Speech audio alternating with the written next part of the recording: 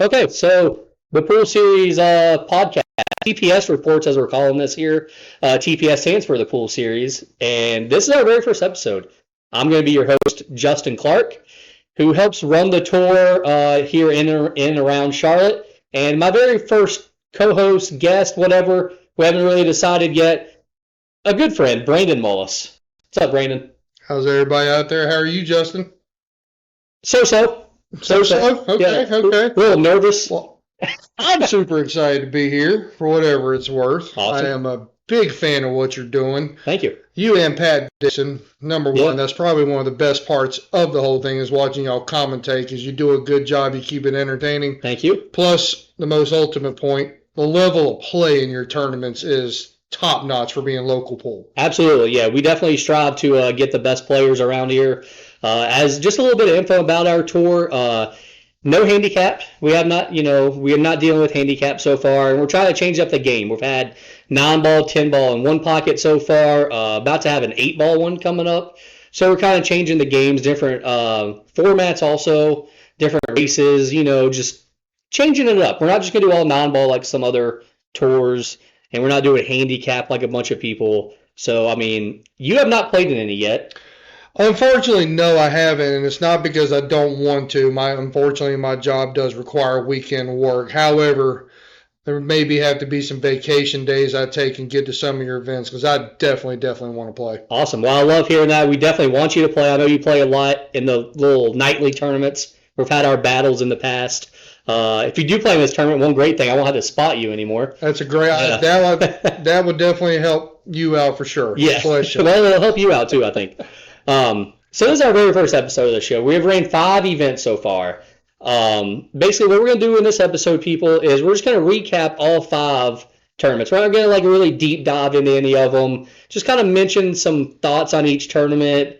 Kind of just go over the recap. For future episodes, what we'll be doing is we'll be doing an episode like the next week after the tournament. So then we can, as it's fresh on our mind and y'all's mind, we can really hit on it and go dive into just one specific tournament. So for this episode, like I said, it's going to be kind of all over the place, a little hectic, but it's going to be fun. It's going to be a lot of fun. Absolutely. I love the opportunity to be able to review the really good pool. You have had some absolute, not just great players in the tournament, but some great matches all around. Just when you think in some of your matches that the player is out, down and out, has no chance of coming back, I've seen some amazing things. I definitely look forward to watching this 8-ball tournament. Yes. People, this is on 8-foot diamonds, so this is going to be a little more evened up than people realize. And these are good playing tables, so just because somebody has 100 points higher Fargo doesn't automatically mean that they're going to win the set. So exactly, and we'll get into that tournament a little bit more here at the end. I'll go ahead and mention here, to go ahead and like our Facebook page of the Pool Series. Also like the YouTube page, also the Pool Series. And you can listen to this show on Spotify also. Just search for the Pool Series. We're going to be all over the place. You're going to learn to love me. You're going to learn to love him. And everybody else that's involved in this tour. You're going to love all of us. And if you hate anybody, well, feel free to let us know. If you don't love me, don't tell me to my face. That's all I ask. I like that. So are you ready to dive in? You're ready to dive into this here? Yes, sir. Let's do it. Right. So the very first event we had towards the beginning of the year, we did one at Smoke and Q, 9-ball. They're 9-foot tables, a lot of diamonds, some Brunswicks, 51 players, which is our most that we've had so far. I think people were just excited for a non-handicap event, and I think they were excited that Smoke and Q was doing something, as we don't really see too much going on there as for big weekend tournaments. I mean, obviously a great Wednesday night tournament, great pool league there, but no big tournaments really, hardly. So I think people were excited. 51 players. You watched a lot of those matches. I think I probably watched all but maybe 1 or 2 of the matches. That's awesome. So I like that. When you have players like this, I mean, this is the time where sometimes it gets boring watching the same pros on YouTube. You want to watch your friends. You want to watch people that you know, good players you know and respect. And that's one thing that this tour does provide. And Absolutely. We get into this, you'll get to see some of the matches we're talking about today. So it's going to be a lot of fun. For sure. And I'm going to go ahead and just list out of the 51 players, we paid out 12 spots, which I think is really good too. Absolutely. We're going to go ahead and I'm going to go ahead and name the top 12 finishers here. The winner was Jesus Atencio. No shocker there. Probably top 2 players in the state. That's a very debatable topic among pool players. For sure. But no question, top 2. Second place was a shocker. Nico Konkol. That definitely took me for a loop. Player. I don't know him. I've never met him, but from what I watched, he's super, super solid, and he had to be to get through that field of players. Absolutely. Third place was Hunter White. Another good name here in this area. No shocker. Hunter's a great player. Fourth, Eddie Little. Good to see Eddie back. Yeah. For a long time. Exactly. Fifth and sixth was Justin Martin and Jeff Abernathy. See, Justin Martin is one of those players that you actually debate in the top 2 of North Carolina. So this just goes to show you it doesn't matter what your Fargo says. It's how you come to the tournament. Yeah, we're only halfway through our cashed players for this tournament, and we've already listed maybe 3 or 4 of the top players in the Carolinas. Absolutely. Yeah. So seventh and eighth was Viandi Santos and Mike Davis. Another Mike, obviously, super spectacular. Yes. Viandi really been going through some people lately. I tell you what, I have found a newfound respect for him with some of the names he's beaten, and he's beaten them soundly. It's not like they're playing hill games. No shocker with Mike Davis. I will say probably the nicest player on the entire tour. Best guys. Super nice guy. I love Mike.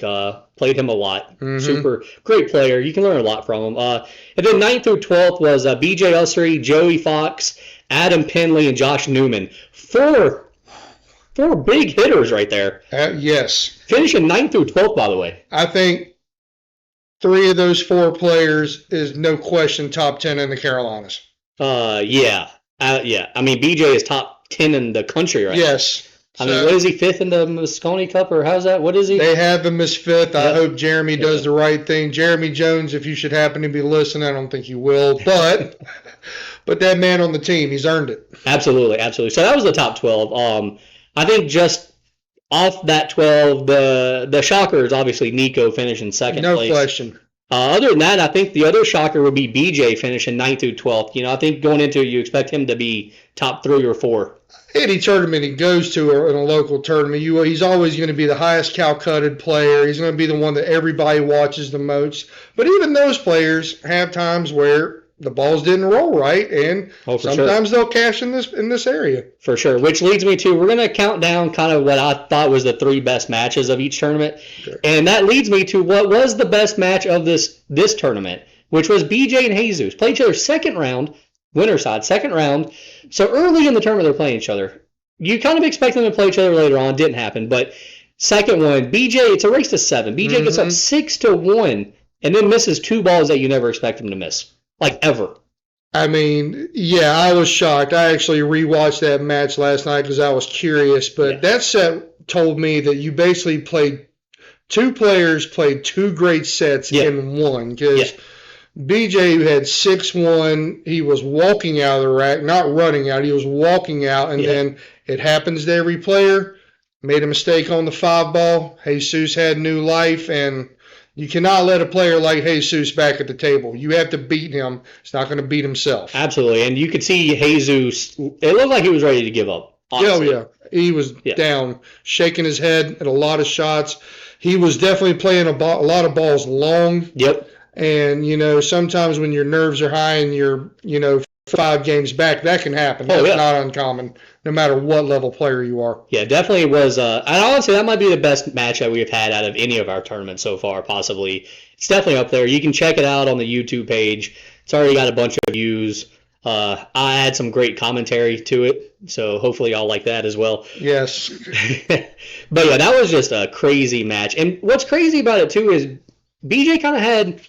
Throughout that whole tournament, he kind of missed a couple of balls. Because when he got eliminated by Eddie Little, he missed a couple as well, where you're like, wow, but maybe he just wasn't playing. It was just, it wasn't too long after Christmas. It wasn't January or early February was.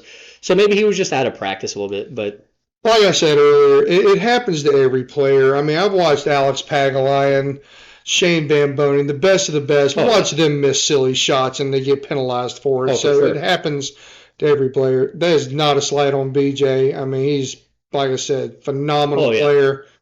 So, like I said, it can go. What goes around comes around. I know exactly. And so the second match I really hit on that tournament was Eddie Little versus Justin Martin.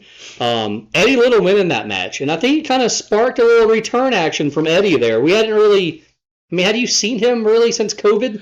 No, I can. Matter of fact, before COVID, I think I saw Eddie maybe once or twice in a span of 4 or 5 years. He just wasn't playing a lot. But for those who don't know, Eddie 10, 15 years ago, and still is, of course, but extremely strong player. Oh, yeah. And, to see him come in and beat Justin, who is as top-notch as they get, that had to be huge for his confidence. Oh, yeah. I mean, I think the next weekend after this, or 2 weekends after this, he goes and wins a tournament in Winston-Salem, I believe. Sure. So, I mean, that was a nice bounce back for Eddie. I love to see it. Great guy.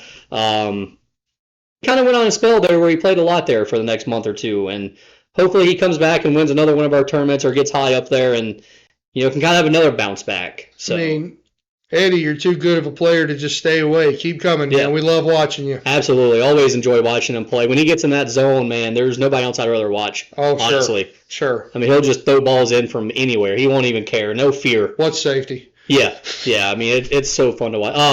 The last match we're going to kind of hit on, that I'm going to hit on, maybe you got something that you want to mention from this tournament. But just one, but we'll go. Well, I want to mention the Nico and Hunter match. Nico beats Hunter to get to the finals. Well, this was after Nico had already lost to Jesus for the hot seat. So this was to get back to the finals.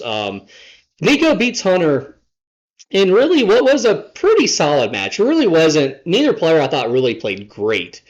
But it just kind of reminded me that Hunter has lost to a young kid before when he lost to Landon Hollingsworth. And it kind of made people realize, Landon's pretty good. And now maybe that's what's going to happen with Nico. Maybe this kind of shoots him to the next level that maybe he doesn't know that he can do. One thing I can say from being a tournament player myself, not at this level, I'm more of a handicap guy on Friday and Saturday nights, like Justin said. But when you get big signature wins that you and nobody else expected that you would get, it can catapult your confidence in a direction to where you just keep playing, and you really believe at that point because you did it. For sure. And, I mean, I'm a big fan of Nico. I think he's a great kid. He's got a great attitude. I definitely want to see him succeed for sure. Not speaking anything bad about Hunter also. I mean, I like watching Hunter play too. Absolutely. And this was a fun match to watch because Hunter's still young too. I mean, I don't know. What is he, 22? It's about that. Yeah. So, I mean, they're still both pretty young. But just seeing Nico get that high in a tournament like this was freaking awesome. And his mom was there, with him. So that was just ultimate motivating factor. Just a great, I think, great story right there. Sure. If he could have pulled out a win against Jesus or made it a close match even, that would have been even more incredible. Sadly, Nico's break just really didn't work in the finals, and Jesus just kind of had a perfect break every single rack. Which is bound to happen. My question to you, Justin, is where did Nico go in the Calcutta? Oh, man. I don't even really remember. He didn't go high. I didn't figure he would. Yeah. I think he bought himself for like $60 maybe. That's beautiful. Yeah. I mean, I think even Eddie Little went cheap. Out of these 12 players, I think Joey Fox, Eddie Little, and Nico, all three went pretty cheap. The other 9 all went kind of high. Oh, sure. But I think those 3 kind of went pretty cheap. So it was pretty odd. It's good to see players sneak through after going so low in the auction. Especially in a field of 51 monsters. Yeah. I mean, that's the thing that people don't realize. If you don't watch these tournaments, everybody's good. Oh, yeah. I mean, obviously you have different tiers of good, but everybody at the end of the day can run out if they see out. Yeah. So, I mean, for him to do what he did was extremely strong. For sure. So, you said there was a match you wanted to hit on. Yes, absolutely. It was Justin Martin and Adam Penley. What a great match. That was a good match. That was a winner's side match. Mm-hmm. I think the winner of that played Jesus, actually. Jesus and BJ. I think that was second round. Justin came out absolutely on fire, which is to be expected. And I wanted to let everybody know, if you struggle with fundamentals and you wonder why you make certain shots and miss certain shots, watch Justin Martin's fundamentals. Yes, like he is probably, you can tell he's been coached. Justin, if that's not the case, I'm sorry, but to me, it's what it looks like, and coached well, I might add. But anyway, the point of that is Justin's playing phenomenal. He gets yeah. a 5-2 lead. But I've also known Adam a good while, and he's a strong player too. Yeah. He had no quit in him. Honestly, the reason he lost is the alternate break format. Yep. Because he was down 5-2, got it back to 6-5, and then Justin broke and ran his break. And you have to accept that. No, but I'm going to give a shout out to Adam and Justin for playing a great match. No, definitely. That was definitely a good, very solid match that I should have probably put on the list maybe, but it's all right. That shows you how many good matches we had in that tournament. And I think we also had some good players that didn't cash. You had Clint Clark, who was there, didn't cash. Adam's brother, Marcus, yep. He didn't cash. Who else did we have in there? Oh, there's a long list of players. Yeah, you had Clay Davis was there. Yep. Clay didn't cash. He's one of the stronger players in the area, so that's shocking. So you had some other good players there that didn't cash. Shows you how strong of a field that was, really, honestly. And the fact that, like I said, the 9 through 12 people, BJ, Joey Fox, Adam Penley, Josh Newman, in any other tournament, that could be the top 4. Oh, easy. Yeah. Absolutely. No question about that. I've seen all those guys catch gears and do that. So absolutely. That's the beautiful thing about this. So for the people that doubt themselves, saying they can't hang, you never know what will happen. Oh, yeah, never. It's only a race to 7. Absolutely. Short race. That's another great thing about our tournament. We're not doing any kind of long races, really. Kind of every tournament's kind of been short races, kind of trying to give everybody a chance. Sure. Yeah. And I guess, are we ready to move on to our second event of the year? Yes, sir. Let's do it. All right, so our second event of the year, we went to West End Billiards in Gastonia, which is just a couple minutes from Charlotte. We did a one-pocket event. Only had 12 players, which was about what we wanted. We wanted a short field. We didn't want anything too big. They only have 4 9-footers, so they didn't want to do anything too crazy. So we had 12 players, some strong players, and here was the top 3. Top 3 for that tournament were Brian White, of course, one of the best. I think one of the top 25 one-pocket players in the country. You said top 25? Yeah, in the country. We'll say top 10. Okay, top 10. That is his best game. Brian, that's my opinion. All right, I'm fine with that. So he finished first. He won. Second place was Clay Davis. Not surprised. Clay's great at any game and loves one pocket. And does love one pocket. Third place was Dean Welch. Not surprised. I don't know Dean that well. I may have seen him play a handful of times. I know he's a good player. So, but I guess my question is, who else was in that field? I guess the only other strong player would have been Hunter White. No offense to anybody else, but I think the top 4 definitely. Looking at the 12, I think the top 4 would have been the 3 that cashed plus Hunter. And that's how it finished. Hunter finished 4. He finished 4. Yeah, he lost to Brian, and then he lost to Clay. But yeah, it was good to see Dean play. That was a fun tournament, really. It was a fun tournament, and one pocket isn't. It's not the funnest to watch, really. No, if you're somebody who really doesn't know much about the game, or if you're a weaker player, I'll just flat out and say it. APA players don't really watch one pocket, but for those who do love and appreciate the game, it can be some of the best pool you can watch. Yes, for sure. And let's just go ahead and get into the top 3. What I consider the top 3 matches of that tournament. Number 1 was Clay versus Brian in the finals, a race to 5. Honestly, I think this is one of the best one-pocket matches I've ever watched. It went hill. Clay was down 4-2, comes back to make it hill. Needs 1 ball, Brian needs 2, and Brian makes just an incredible shot down the rail, then banks in the ball for the win. I'm blown away by the finish of that match, blown away to that whole match. It was a long match. It's almost 3 hours, so definitely you got to have time to watch it. But to me, that was by far the best one-pocket match in that tournament. You got to feel for Clay in that situation and know him well, love him dearly. But you also got to give credit to the guy who makes the shots and finishes the job, especially when his back's against the wall in that last rack. So. Oh, for sure, yeah. All you can do is shake Brian's hand after that, because if he missed that ball down the rail, he loses. Yeah. He tried to get the cue ball as low as he could, but no matter where that cue ball goes, if you miss it, Clay's probably going to have a shot. Or worst case scenario, he's going to be able to push a ball in his pocket, basically. Sure. So to me, that was all or nothing shot by Brian, and he drilled it. Epic. That's Brian White being Brian White. Yes. Honestly, just how it goes. Epic match. Second best match of that tournament, I think, was the hot seat match. Brian White versus Dean Welch. also went Hill. And I think Dean, who had, first time I had seen him since COVID, by the way. Okay. I think Dean's showing people, hey, I can play one pocket. Y'all might not know me, but I can play one pocket. And I love to watch it. I love to watch the underdog because I'm sure nobody gave him a chance. I'm sure the betting odds in that match were probably 1,000 to 1 or something crazy probably. But Dean played great, played phenomenal in that match. And honestly, there was a moment where I thought he was going to win. But again, Brian just runs balls so well. And to give credit to Dean, sometimes the odds are so far against you, you just kind of throw that I don't care attitude. I'm going to throw the kitchen sink at you, and I'm going to live with whatever the result is. And that can really work in your favor a lot, especially when you're playing a strong player like Brian. Oh, absolutely. I mean, he definitely, I think you could even tell he didn't have, he wasn't really too worried about it. All the pressure's on Brian to win. I mean, nobody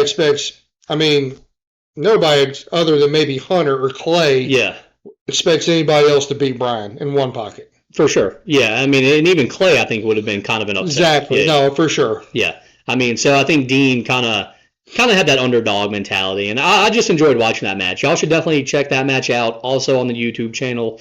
All these matches will be on there at some point, and we're kind of slow on getting them up there, but they'll all be up there at some point. And guys, if I might add, one of the best parts about watching it is you actually have good, knowledgeable commentary that doesn't put you to sleep. You and Pat Dixon. I'm going to give Pat a shout out here. He's really, really good at calling these matches. So, unlike I said, some commentators just put you to sleep. These guys will keep you entertained and keep you in it. It's all about can't speak high enough about it. Well, thank you. And the third match I kind of want to mention wasn't really. It's kind of more of a two-parter. Hunter and Clay played two matches against each other. They were both pretty solid matches. They both ended 3-0. As Hunter won the first one 3-0, Clay won the second one 3-0. And I just wanted to mention how it shows you when one guy is really feeling it and one guy is playing good. It doesn't matter how good the other guy is. If you're in your chair, you can't do anything about it. Yeah, because Hunter just played perfect that first match and won 3-0. And then the second time they played each other, Clay played perfect, had a couple of great outs and won 3-0.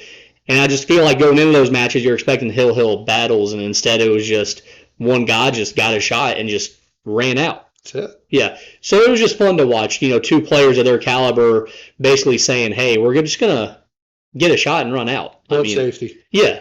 Yeah. I mean, well, they did have a couple of safety battles, but it was just interesting that both their matchups went 3-0 when it's like, I don't see that happening, but maybe if they play a race to 3, that might be only 2 out of 20 times that go 3-0. Well, you're talking about two players that both have a lot of pride about their game. They're both really good players. They both hate losing just like anybody else does. But, when you lose 3-0, you target that person who loses you, and then you turn right back around in the next set and do it right back. It's a good feeling. Oh, yeah, for sure. And, I mean, Clay looked pretty happy when he won 3-0 the second time. Yeah. Prideful guy. He practices hard. Watched Clay for a long time. For sure. Not shocked at all. No, it was fun to watch him get second place in that tournament. That was a very good tournament. One pocket's always fun. Like I said, we're going to be doing different kind of tournaments, so there'll be more one pocket. We actually have another one pocket that we'll be talking about, but we'll have another one pocket in the future as well. Excuse me, folks. We're going to try to cover all the games. Yes. So anything else you want to mention about that first one pocket event at West End? No, I think you pretty much covered anything I would have talked about. Right. So perfect. Well, let's move on then to next up after that. We did a 10-ball event at Smoke and Q. We're back at Smoke and Q. Did a 10-ball event. Only had 23 players. I think there was other stuff going on that weekend, so we kind of missed out on a couple of players I thought would be there. Still had 23 players. Still had a really good field. This was our first event where we actually had live commentary with me and Pat in the booth, actually in the booth. We were also joined by one of my other friends, Gabriel Loftus. He helped us out a little bit as well. And the top finishers from this tournament, first place, BJ Ussery. No shocker. Not really. Second place, Jesus Atencio. I think if they're there, that's the top 2 you expect. Well, in 10-ball, it all comes down to who has the better break, and I'll just say it on camera right now. BJ is the best 10-ball break in North Carolina. Agreed. Oh, yeah, I 100% agree with that. It was a race to 5, though, so it was kind of a short race. The finals was a race to 7, but every other match out of the tournament was a race to 5, so it kind of gave everybody a chance. Sure. Yeah. Third place was Josh Heater. No surprise. Josh is a strong player. Yeah, he's been playing really good this year. He has.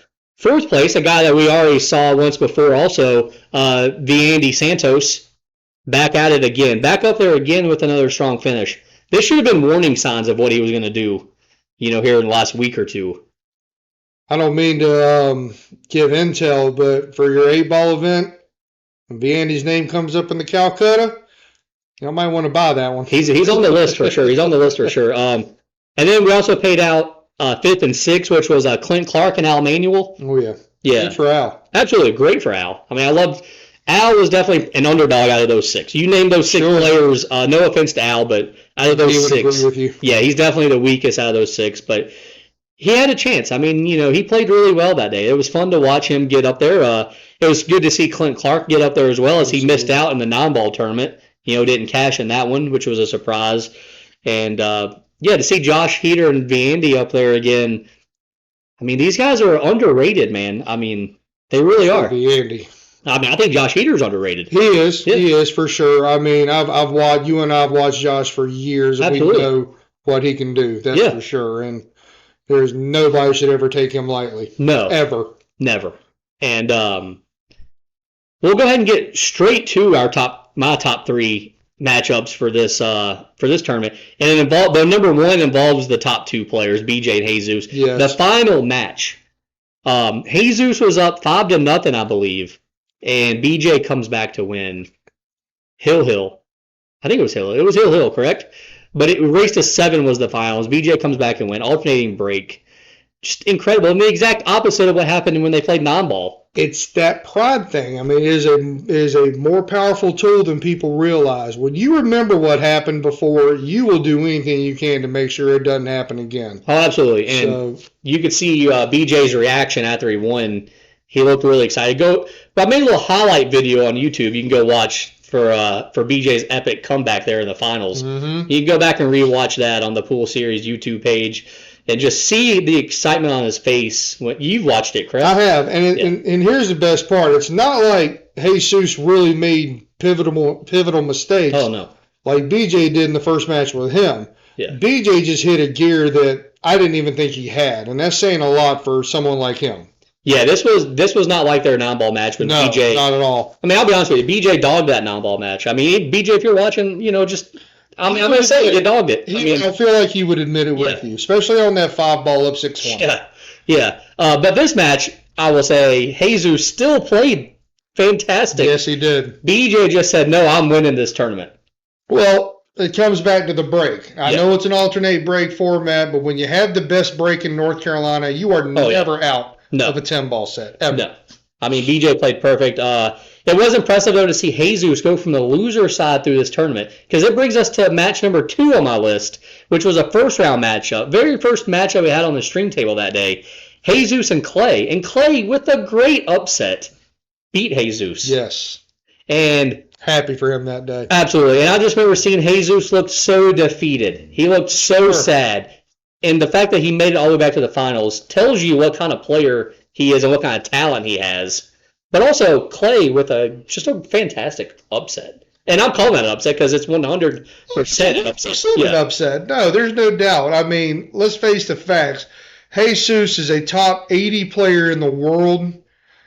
And I love Clay, but he's not even a top 80 player in the United States. And Clay took it to him. And he played great. Oh, yeah. I mean, great pull, no fear. Oh, I don't care who you are, I'm running out. Yeah. That's the Clay Davis we all know. Oh, yeah, it was very fun to watch, and it was just a great – and, I mean, I want to make a reference to it kind of reminded me of when Lehigh beat Duke in the NCAA tournament. Of course you would bring that up right now.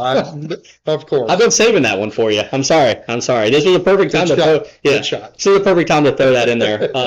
No, it was very fun to watch, and that's what – that's what I want to see in these tournaments, and that's one reason why we keep the races kind of short in the formats the way that they are, is because we want these players to be able to pull these upsets. Not only that, and if I can tell the players out there who really want to get better at their game, the only reason I'm not playing is because I have a work schedule. If I have Saturdays off, I'd be at every one. If you really want to get better at pool and you really want to strengthen your game, stop playing your same APA competition. Come out and play these killers and learn something. Pay your money, pay your dues, just like he and I both have done, and many others. Oh, for sure, yeah. I've donated a lot of money to these kind of tournaments, for sure. Nobody's going to make fun of you if you go 2 and out, but the point is you were there and you learned something. Yes. And we'll just go ahead and mention match number 3 on the list, which really was kind of hard to determine a third match in this tournament. But I'll just say it was Josh Heater versus BJ Ussery. And just the fact that Heater looked like he's playing really well. Mm-hmm. And honestly, he looks like he belongs in that spot with BJ. Oh, he does. Yeah. Especially in short races. Yeah. I mean, people really underestimate the value of a short race and an alternate break format. Oh, yeah. I mean, anything can happen. Listen, he's a better player than I am, but I can absolutely win that set with Justin. So it can absolutely be the same thing with any of these players. So to see Josh get this far, not surprised. Yeah, you definitely can't. You can't be scared to play in a format like these. Sure. I mean, pretty much every player I feel like that's played in any of my tournaments feels like they can win with this format and this this style of play. I mean, this isn't like a race to 11 winner break or race to 9 alternating break. Sure. That was a race to 5 alternating break. I mean, you draw break one time and then you break and run, or your opponent break and runs the next match. You could be down 2-0 without doing anything wrong. And then all of a sudden the match really could be over at 2-0. And if you have those races to 11 winner breaks, you get 8 or 9 players to show up. Yeah, and they're fun to watch to a certain extent because it is cool to say, hey, how many racks can BJ run in a row? Yes. But nobody wants to play that. People would rather go and say, hey, maybe I can beat him in a race to 5. Yes. Yeah. Which, listen, it's possible. Oh, absolutely. I know all the first and second and thirds you see are pretty much the top players in the state, but they had to play hard to get there. They wasn't just given to them. Oh, no, that's for sure. Putting in a lot of work for sure. Is there any other matches that you wanted to mention or any other notes that you wanted to mention from this 10-ball tournament? Not from the 10-ball. I don't think we're good there. So you're ready to move on then to our 4th event of the year? Yes. All right, so the 4th event of the year was the 9-ball on the bar tables at West End Billiards. 31 players, not too bad. Not too bad at all. Yeah, not too bad. I think anything in the 30s is always respectable. And we paid out a few people in this one. So we had 31 players, like I said, some more strong ones. We paid out 8 spots plus top lady. Okay. So let's go ahead and go through them. We had BJ Ussery won. BJ won again. Well, that's 2 in a row. When you're top 2 in the state, you're going to win a lot of non-handicap tournaments. So yeah, no shocker there. Second place, another guy that we just heard near the top in the last tournament, Josh Heater. Never a shock there. I mean, if y'all haven't watched him, the guy absolutely can play. Yeah. And he's going to be in any match he's in. Yes. Third place, a fantastic bar player, Billy Fowler. Oh, yeah. Yeah. Fourth place, the guy that used to own West End, Josh Newman. Good to see him back up there. He cashed in the first 9-ball event, so. That's a guy who, honest to goodness, can win any of these at any time. Oh, absolutely. Yeah. I mean, I thought for a little bit in that tournament, I thought maybe he was going to make a run to the finals, but sadly came up a little short, which happens. Bar tables is a great equalizer. Oh, and there's also a lot of good players that don't like them because they feel like it's too much of an equalizer. Yeah, they're a little. I'm not the biggest fan, but they're still fun. They can be fun. They can, especially if the tables are taken care of, which the ones at West End are. Sure. Yeah. With Ricky, I'm not surprised. Yep. So 5th and 6th was Clay Davis and John Newman. Okay. So Clay up there again, finishing with another high finish, and John with, I'm going to say, a surprise 5th, 6th finish in the bar table tournament. I don't know John's game that well. I've definitely heard he's a really good player. Yeah. He's Josh's brother, so you would automatically assume that. Yeah. Clay, no shocker. I'm going to say this once again, probably the biggest heart of any player on this tour. So to see him consistently getting the money with all these killers, no shocker there. No, not really too shocking with Clay. I think with John, it's a little shocking, although he does play really great on a bar table. And then 7th and 8th was Brian Francis and Michael Robertson. Okay. 2 guys that I feel like don't get any kind of respect really at all, but they are good players, and they can grind through some tournaments to get to where they finish. So I was happy to see both of them cash. I was happy to see both of them get up there. And then what? I was just going to say, I don't know Michael Robertson. I've watched Brian Francis a handful of times, and he seems really solid. Brian can play really good. He makes a little mistakes here and there, but he grinds through. He's never going to give up. He's going to grind through. And Michael, he's accomplished he's won a lot of tournaments, finished high up in a lot of tournaments. I think he's from like the Raleigh area. I think he lives in Raleigh. Michael, if I'm wrong, sorry. Super nice guy though. And always fun to be around at the tournaments. And another grinder. He's not going to give up. He's going to grind through. We also paid out top lady, I'll go ahead and mention. We did have 3 or more ladies in this event. Good. That's important. Yeah, the first and only time so far. Renee Driscoll. Okay. Yeah, won top lady. So just going to go ahead and mention her. She plays solid. She's always fun to watch and fun to have around. So good for her. But yeah, so 31 players. BJ and Josh Heater in the finals. You don't see Jesus Atencio up there. Was he in the tournament? He was in the tournament. Really? Yeah. See, folks? Yeah. He was in the tournament. Josh Newman beat him. Okay. Knocked him out. I don't know. I can't remember who beat him on the winner's side. I can't call that one a shocker on a bar table, No. but I can call it a slight surprise. Yeah, it's definitely a surprise, but not a shocker. I want to say on the winner's side, I don't remember who beat him on the winner's side. Maybe Josh Heater, I think, beat him on the winner's side. Should have done a little more research. No, it's okay. You know what? Still, Josh Heater putting him over there. Not, like I said, not shocked, but a little surprised. But that's the type of game Josh brings to the table sometimes. Yeah. So, I mean, there was this tournament I don't think was as, top heavy as the other 2 rotation tournaments we had. I think BJ, obviously, but you did have Jesus, but he didn't finish up there. But, you look at the rest of the top 8, it's just a lot of great local players. Yes. We're no longer talking about some of the best players in the Southeast or the country, but we're still talking about the best players in our area, which is exactly what we want. We want the best players in the 704 area code or the 980 area code. I don't know what area code. They both work. Or whatever area code else is nearby. We want those guys to play. That's what we want. All those players that we've mentioned on this list, Justin, every one of them could go anywhere in this country and compete. Oh, for sure. Yeah. Anywhere. Absolutely. Make money. Yeah, absolutely. I mean, without a doubt. Without a doubt. These guys, we could be in North Dakota right now, and these guys would be cashing in whatever tournament we're talking about. So, as long as Shane's not visiting from South Dakota, I think you're right. Yeah, I forgot. Bad example. I should have said like Iowa, maybe. There you go. How about Iowa? All right. Nobody even knows where Iowa is. No, they don't. And it's irrelevant. Yeah, I mean, pointed at it on a map. I have no idea. So, 31 players. We picked the top 3. I picked the top 3. Maybe you got some more that you want to mention, but let's go ahead and mention these. First up was Heater and BJ in the finals. Heater actually wins the hot seat. Playing phenomenal. Played phenomenal in the finals, too. BJ just played a little bit better. Another one of those instances where I feel like BJ was like, I'm winning the tournament. Sure. I didn't come here to get second. I'm winning the tournament. And there just was really nothing Josh could do to beat him. Like, I feel like BJ just says, hey, I'm going to win, and he wins. Stroke can only take you so far. Your will and heart to win is what takes you the whole way. Yes, and I think this was 2 straight tournaments that we had that BJ won, and both times in the finals, I think it was just he wanted it more than the other guy. Absolutely. Yeah, and I'm not saying anything bad about Josh, because Josh did play great. It's just, at the end of the day, I think BJ is just a slightly better player, and when he gets that mindset that he's going to win, there's no stopping him. It's an unteachable gift. Yes, absolutely. I mean, and you are right about what you just said about BJ compared. And it's not just Josh. It's pretty much everybody in the state with the exception of Jesus. Yeah. I think, like I said, that's a debatable topic on who you ask.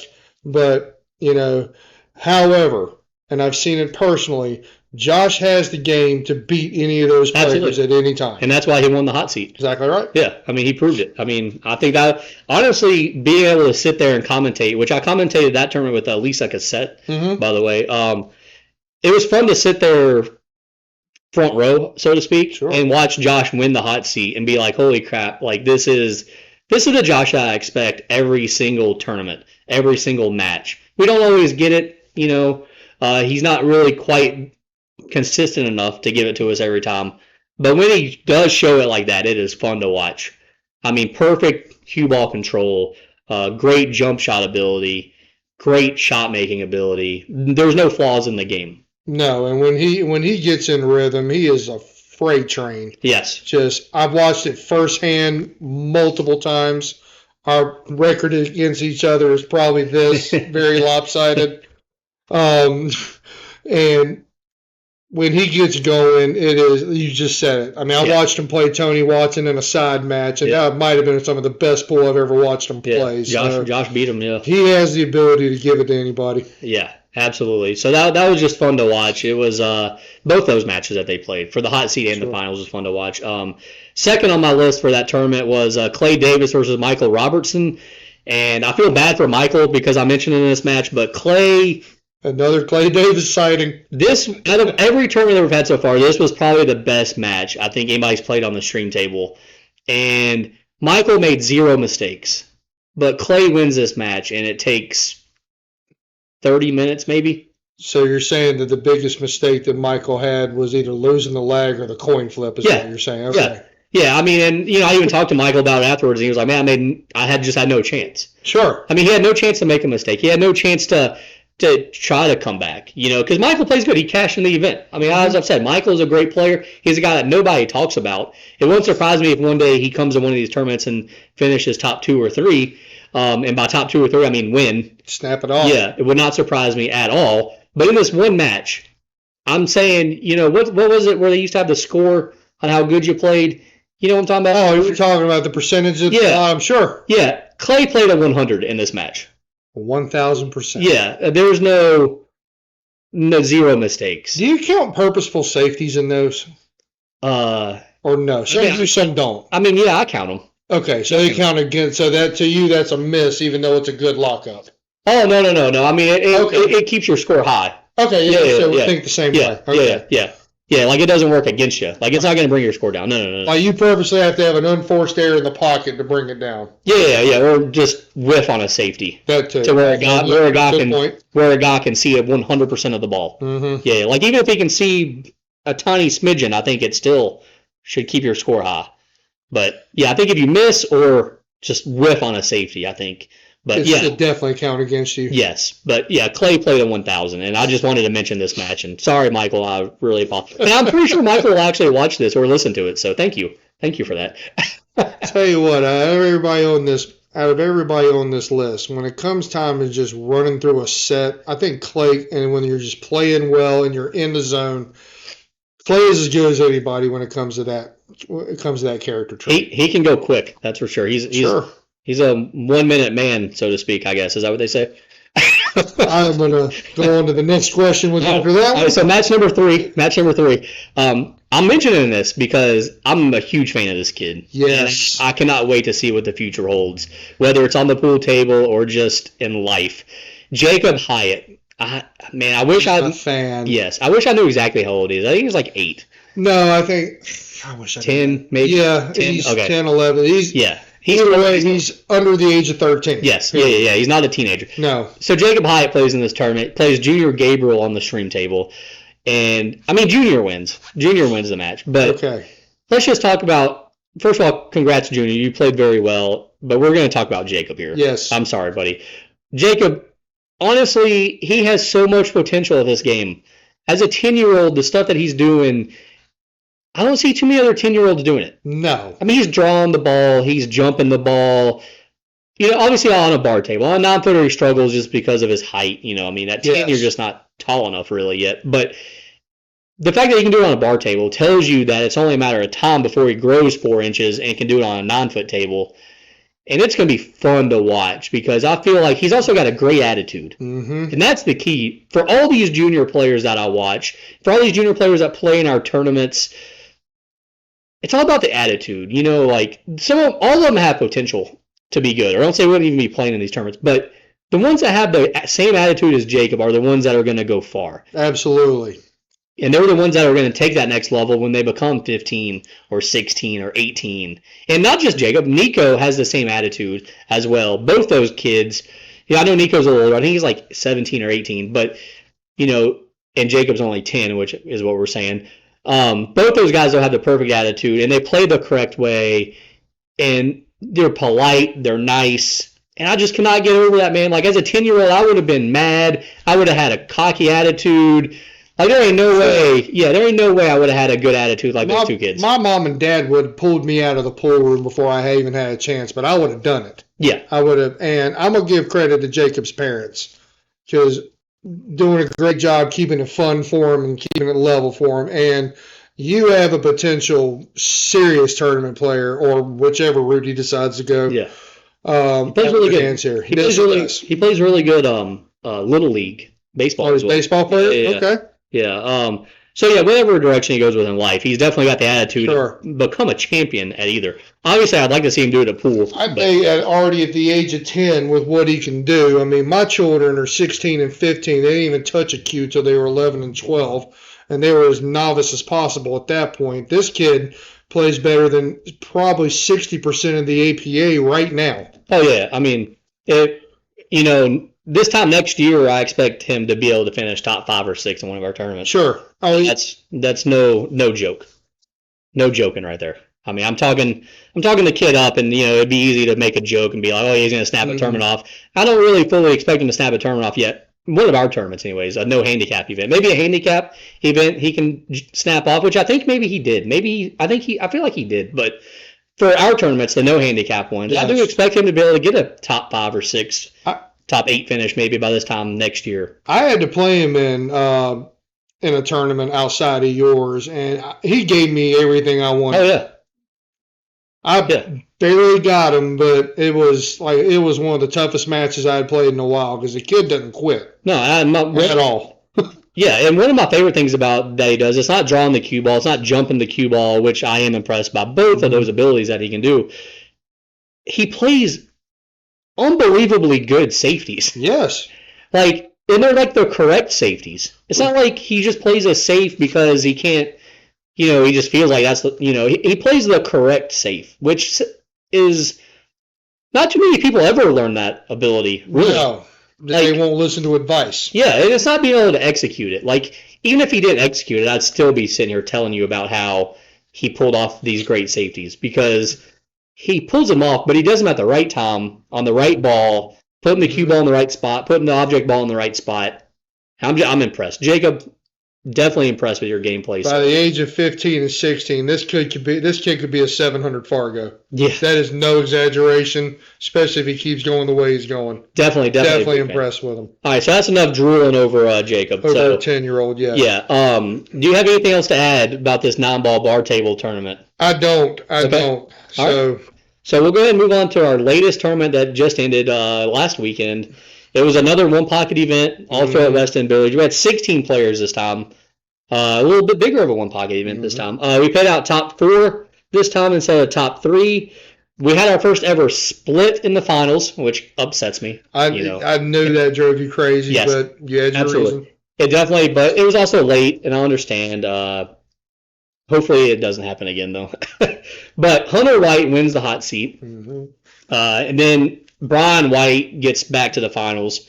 So they split. Yes. I don't know. Don't ask me if they split even money or anything. I have no idea. But so they were our top 2, Hunter and Brian. No big surprise. Yeah, probably, in my opinion, I mean, some may argue, probably the 2 best one-pocket players in the state. Yeah.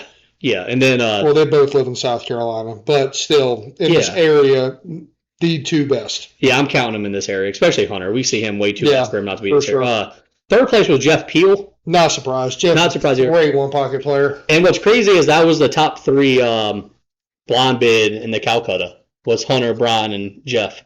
So they got that right. So good job. Well, I mean, when I saw the bracket, because remember, if you want to watch these tournaments and follow the bracket, you can do it. Is it on Matchroom or digital? We put it on digital. Pool. Digital, okay. Digital just search for the pool series on there, yeah. And you'll be able to find it and follow the bracket. I felt 98% this was going to be your top 3. I didn't pick an order, but I did feel this was 100%er, almost 100%er. Yeah, I mean, I definitely. Top 3. Yeah, I would have thrown Clay Davis in there. Yeah. Maybe, possibly, but. Yeah, definitely. I mean, it's not often, though, you see a tournament where they nail the top 3 blind bids. I've watched Jeff Peel play one-pocket for 20 years, so if it was rotation, it might be different, but his one-pocket game is top-notch. Yeah, it's great to watch him play. In 4th place was Jeff Pate. Yeah, Jeff. Get it right. The Jeff. Yeah. Pate the Great. Pate the Great, yes. Hadn't seen him really. He doesn't play much, so it was great to see. He played one pocket. I didn't even know he played pool anymore, to be honest with you. So it was great to see him finish up there. It really was. I know I was excited when he said he was going to play. Good. Yeah, he's actually playing in our 8-ball event coming up also. So maybe he's got the itch again. Maybe he's back out. Maybe he's going to start snapping off a bunch of these. We don't know. But so that was the top 4. Not too surprising, really. I think Hunter and Brian is the top 2. I think you could have put, you said Jeff Peel up there, but really to me, I think there was 5 or 6 people you could have put in those other 2 spots. I was probably unfair to the other ones. You were definitely right about Clay Davis and Jeff Pate for sure. And even Tyrone Davis was there, a player from like the Raleigh area. Definitely I think you could have thrown those guys on there. And so 16 players. It was a fun event. I think that's a great bracket size for one pocket, honestly. Yeah, for the long races, because they're doing races to 3. Yeah. Which, in one pocket's actually a longer race than you and I could play a race of 7 and 9-ball a whole lot faster than we could play a race of 3 in one pocket. No, for sure, yeah. And we'll probably do another one pocket event soon. Maybe with a little bit shorter race though. Maybe a Masters event. Yeah, we might do that as well. We got some ideas coming up. But let's go ahead and get into our top 3 matches for that one. Number 1, I just put Brian White versus Hunter White. I mean, their hot seat match, which was crazy though. Neither one of them played their A game. I'm gonna say they both played like their B game. They both missed a couple balls. They both scratched a couple of times. They both misplayed a couple of safeties. Hunter pulls it out. But it was just kind of a weird match. It was like, like you expect these guys to play this epic battle, and then it's like they don't quite get there, and you're like, oh, that's kind of disappointing almost. Sometimes you're tired. Sometimes your stance is off. Sometimes you're thinking about other things. I mean, there's a number of reasons. I mean, just because you're good doesn't guarantee you to win. I was definitely going to say they were probably tired because it was a very long day. That's true. Yeah, but it was still a good match and still fun to watch 2 heavyweights such as them battle out. I mean, where else can you really go watch a one-pocket tournament and see 2 of the best players in the country? Locally, you can. Yeah. I mean, maybe in hard times in California might be, or maybe Griff's in Las Vegas might be one of the places you can. Either way, there's not too many. No, I can't imagine. Not in a tournament. You're right. Yeah. Gambling wise, obviously you can, but in a tournament, in a one-pocket tournament. The second match, I'm going to say this was actually the best match of the tournament on the stream table. Jeff Peel versus Tyrone Davis. Tyrone played him tough. Yeah, no, that was just a fantastic match, man. They played each other first round also, with Jeff winning pretty easily. But this one, to get to the final 3, or to get to the final 4, I'm sorry, get to the final 4, was just a great match, man. I mean, solid match. I felt like neither player really made a mistake. I think Tyrone missed one shot where I was like, oh, okay. Other than that, they both played almost perfect. They were both playing really strong saves. One thing that I got to give credit for to Jeff in this match, this was part of it that I watched. In one pocket, the ability to leave your opponent in the stack and determine if you really win the game or not. I mean, and that's one thing that Jeff really did in this particular match with Tyrone. He didn't give him a lot of open free shots. Yeah. Every time he missed, he knew how to miss, or he left him in the stack. And I feel like that really edged Jeff to win the match. Oh, for sure. And then didn't he have the 2-rail bank shot to win one of the racks? Yeah. Yeah, that. I mean, that's just a hard shot right there. Like, sell out, go for it, and drilled it. Nailed it. And there was one thing I learned about Jeff Peel watching him in this tournament, because I've watched him play before, but never really, you're on a different level when you're sitting there commentating. Which I commentated this one with Brian Francis. But I learned that Jeff might be the best kicker. Out of anybody in that tournament, Jeff Peel could kick better than anybody. Whether it was kicking to make a ball or kicking just to play safe or whatever, his kick shots were unbelievable. I started playing pool 22 years ago.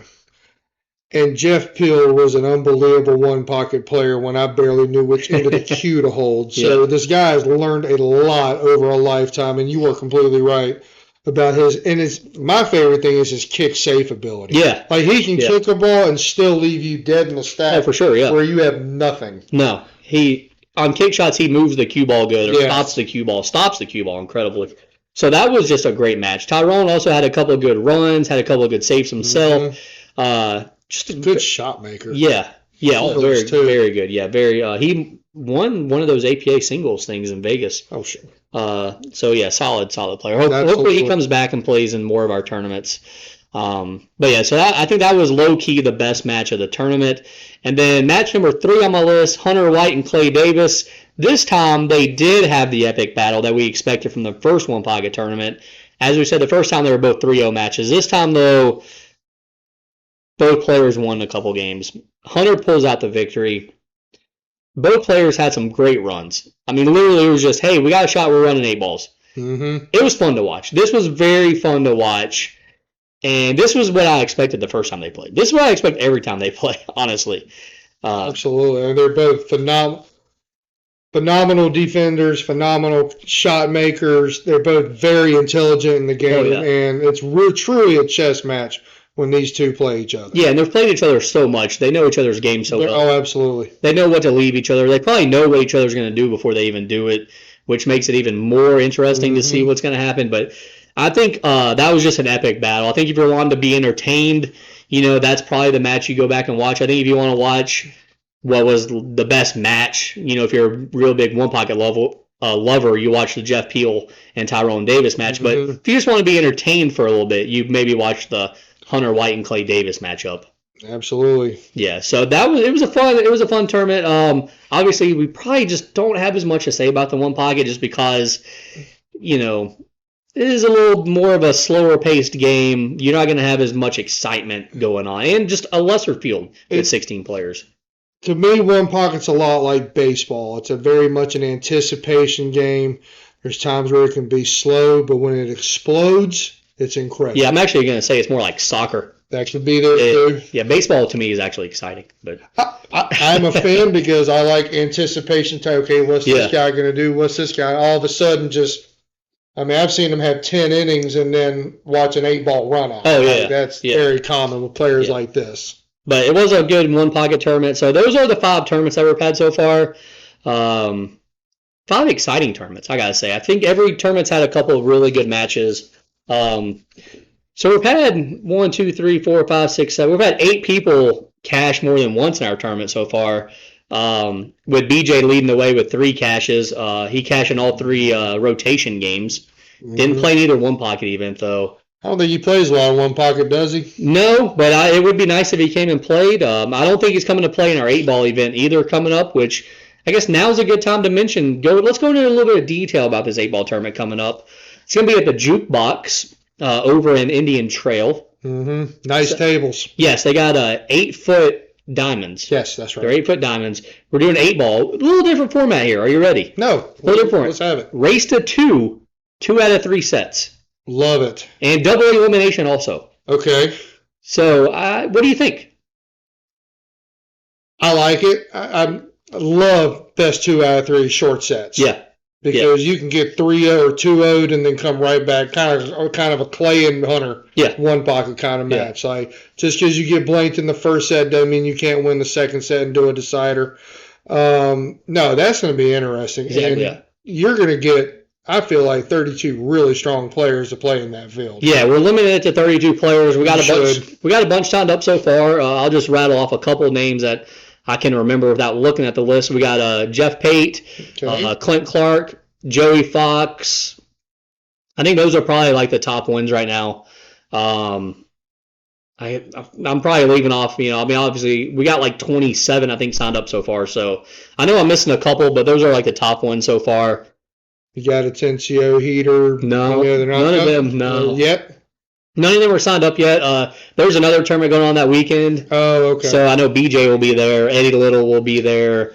So we don't have to worry about those guys. So that's all the more reason y'all should get these 5 final spots. Yes, exactly. Yeah, come and fill it up. And that format. I mean, I really feel like anybody can win a format like that, for sure. I mean, with the names you just mentioned, they're good. They're really good players, but they're also very beatable players. So you should come out and, press your luck. Yeah, and I mean, races to 2. Anything can happen. Alternating break, though. Is it alternating break? So I didn't mention it. It is alternating break. Way more fair. Yeah. And we're kind of doing kind of a tweak on APA rules a little bit. It is going to be make what you take. So, okay. So if you make a stripe on the break, your stripes. We are doing that. But no 8 on the break. If you make the 8 on the break, it's spots. That's really the only difference. And we're allowing jump cues. Are you racking your own? Yes, rack your own. Oh, the 8 ball should not count. Yes. Okay. Rack your own. The 8 does not count on the break, and you can use jump cues. Good. Everything else, we're following along with APA rules. So I kind of like it because I personally like the make it, take it rule. I do too.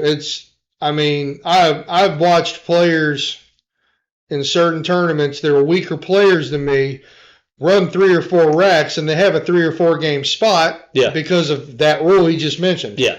So I love your make it, take it rule. It Yeah. makes it more pure. Yeah, well, also, if it was open after the break, then I think the heavy hitters I just named would run out every time they sure they would. Yeah. Absolutely. All 3 of them. Yeah, and we don't want that. We do want it to be fair. We want it to be as even as possible between the low ranks and the heavy hitters. We're trying to make it to where anybody can win. I want it to be, I want to see the lesser players in the finals. I want to see like some shocking matches. So you might get it. Yeah, I think so. You might very well get it. I think so. So it'll be a good event. We'll be commentated again with me, Pat Dixon. Maybe you'll stop by and join us at some point. I will definitely stop by. Unfortunately, I cannot play, but that's okay. I will stop by in the evening for sure. Definitely. On the headset with you. Yeah, that'd be awesome. It'll be a lot of fun. It'll be a fun day. 1 day event also, like all of our events so far, except for the One Pocket ones. Time is to start. It's gonna start at noon. Good. Calcutta at noon. Doors open at 11. We try to start all of our tournaments at noon. We're trying not to last late into the night. Trying not to last, till Sunday. But yeah, so that's what we got coming up. We also got a couple other tournaments already booked that we just haven't announced yet. We will be announcing them soon. Kind of want to roll them out. Don't throw too much on your plate at once. But that's it for the pool series tour, the pool series events going on right now. Let's we're also going to kind of mention here at the end of every show what's going on locally, with us or with other pool players in the area, other pool events in the area. Mm-hmm. So local pool wise, Brandon plays APA. So what's going on? It's the end of the session, I think, right? We just had the first week of playoffs. We lost in 9 ball, built a deficit, and played Blake Anthony's team. They just played. They played well. Everybody on their team. I had to give their 6, who was actually a good 6. Well, mention the name. Shelby Whitlow. She did her thing. A 75-18 race to try to win. So I wasn't winning that. That's pretty tough. So you're a 9. I am a 9. I'm the worst 9 in Charlotte, but I'm a 9. I disagree. There's not that many now that a lot of us have quit. No, sorry. Another good shot. Yeah, you set me up for that one. We played real well in 8 ball. We moved on to the next week. So awesome, I'm excited about that. Well, definitely good luck with that. Thank you. Yeah. If I may. Yeah. Folks, I'm going to give the team of Whiteout a shout out.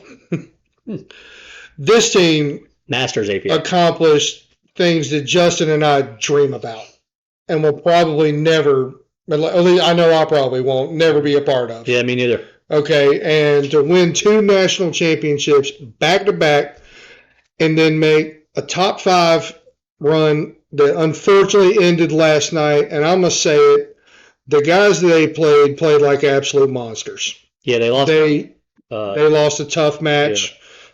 Yeah. My heart was with Jeff after that match because he played a great safety on a hill game, and the guy just made an incredible shot.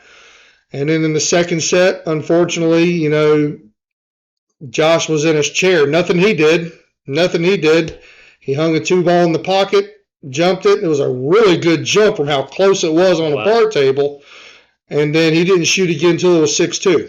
Dang, that's so. I mean, that's just the brutality of Masters, and the fact that they won back-to-back national titles really says a lot about them. So we're going to be talking about this team 20 years from now. Yeah. They've really earned everybody's respect. At least they better have. And that team is captained by Joey Fox, who has played in some of our events. And, cashed, didn't he? Yeah, cashed. Really good player. Yeah, Joey Fox did cash in one of our events. A great player. He's the captain of that team, and possibly the 4th worst player on that team. I'm sure he would agree with you. Yeah, as you have, we had BJ Ussery on the team the first year. That was the original national champion. So they replaced him with Josh Heater. Mm-hmm. And the other 2 players that have been consistent throughout the whole thing, Bron White and Jeff Abernathy, who we have also mentioned here. Yes. So all those players we have mentioned in our tournaments. So wouldn't that be crazy if one time they come and they just get top 4? No, but really, I mean, it would be surprising, but I'm saying it would be no, it wouldn't be crazy. No, Surprising slightly, but I think it would be crazy. I don't think it'd be surprising. I'm the opposite of you. Not surprising because they all 4 play great, but crazy just because it'd be like, wow. To fall into that. Yeah. That's a good way to put it. But yeah, congrats to them, man. That's and I hope they keep it together. I don't know if they will, but I mean, APA should allow them since they didn't technically win it. But who knows? But either way, no matter what, I'm gonna. Well done, gentlemen. Yeah, I'm not sure. Great accomplishment. Yeah, I don't know any team that's ever won it 3 times in a row. So no, matter of fact, there's only 2 times, Justin, that they've ever repeated. 18 and 19. Yeah. Called Hugh and the Hustler. Yeah, who beat us twice in 9th place. Yeah, that's right. You did meet them. Thanks, guys. Also, both 2 guys on that team have beat me at the Expo before, so yeah, bad. I just no offense. No, I love that team. They're great people. Just it's funny how I run into them all the time. That's one thing I love about pool players. We don't remember our victories at all, but we remember every loss we've ever had. Yeah. But anyways, and then back to back.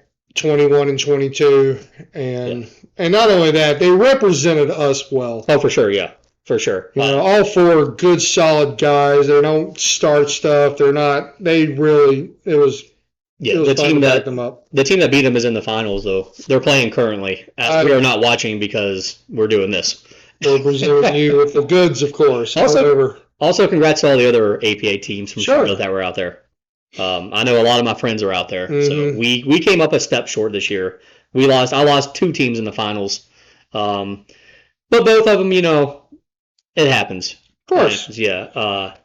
I know their heart. I know their frustration. I mean, but you got to remember when it's Masters. I mean, every team. Yeah. I mean, with exception, of course, every team is good. Yeah. And every team has the ability to win the set. Yeah, and we lost the finals of Masters, and then my 8-ball team lost in the finals also. So, but I've also been out there like 7 times. So I think I've been out here this many. Maybe one day.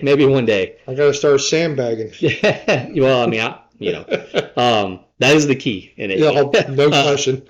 So I think, is that it? Do you got any more shout-outs or anything else? Shout-outs, let's see. I could probably name some names on here I could really offend right now if I wanted to, but I'm going to take the high road. Okay, all right. So you're Chris Brown.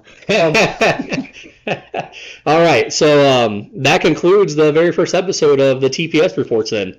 Justin, powered by the Pool Series. Justin, that was fun. It was definitely a lot of fun, and join us again. Like I said, we'll be doing one the week after every tournament, and if we go a long stretch without tournaments, maybe we'll do some in between and just randomly talk about stuff. Hey, and here's one thing I'm going to ask. Give us, and listen, I have been yelled at, screamed at more than anybody you'll ever know, so I want I'm sure he does too, your honest feedback on this, how we presented it. I want to hear it. All right, y'all critique him and just stroke my ego. And if you verbally assault me on here, I'm totally good with it. Just tell me I look pretty and I love my Kelly Kapowski shirt. That's all I want to hear. Yes. So I at least by the way, Predator, if you were watching, send him a check so he can send me the difference, please. All right, and then Kelly, or Tiffany Thiessen, if you're watching, well, that's enough for me. That's good stuff. But no, thank you guys for watching. Thank you guys for listening. Check out the Pool Series Facebook. Check out the Pool Series YouTube where you can watch this. Also check out Spotify. Search for the Pool Series where you can listen to it. And like I said, we'll be back again soon with another episode. Maybe Brandon will be here. Maybe we'll have somebody else. Maybe we'll have a third party. Maybe it'll be a 3-way. Who knows exactly what's going to happen? We're still trying to learn where this is going. But thank you all, and we will check you later.